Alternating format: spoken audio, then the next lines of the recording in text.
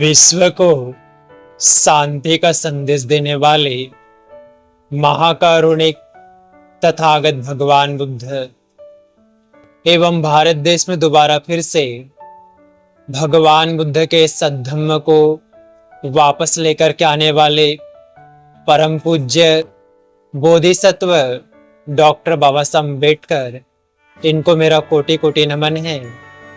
आप सभी श्रद्धावंत उपासक उपासिकाओं को नमो बुद्धाय मैत्रीपूर्ण जय भीम।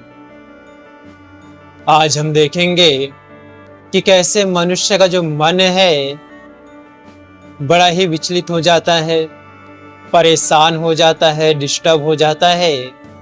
तो मनुष्य अपने मन के कौतूहल के कारण, परेशानी के कारण काफी परेशान रहता है, बेचैन रहता है और अब सही और गलत का अच्छी प्रकार से फैसला नहीं ले पाता है, निर्णय नहीं कर पाता है।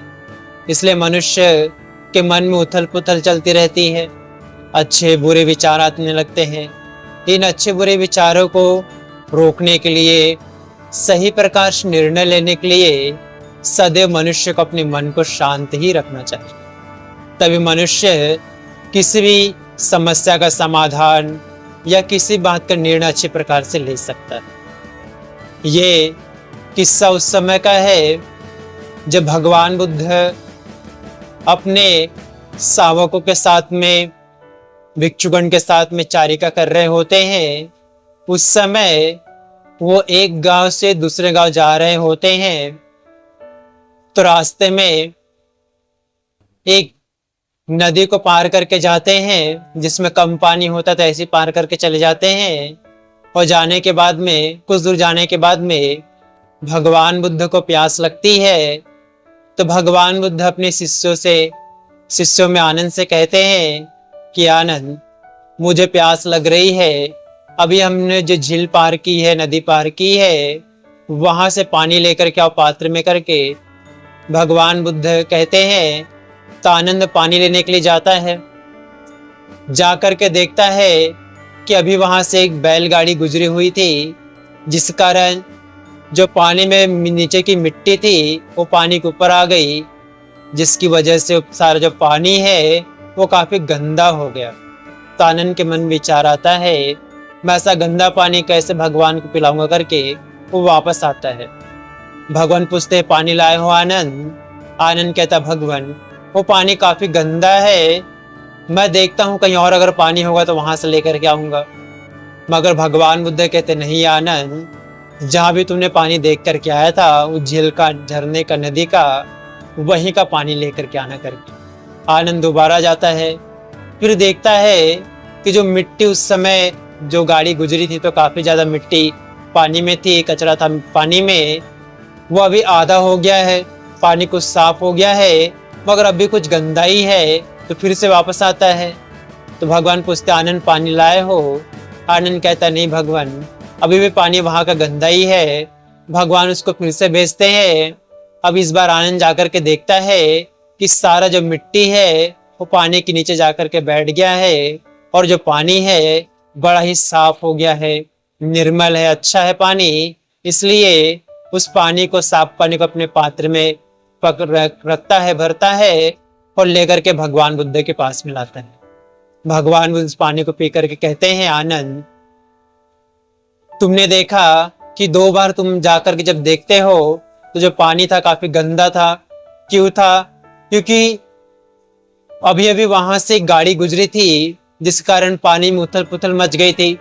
पानी अपने स्वाभाविक बहने की जगह उस गाड़ी के कारण अस्वाभाविक हो गया था और उसमें काफी कचरा बैठ गया था, जिसकी वजह से पानी गंदा हो गया था।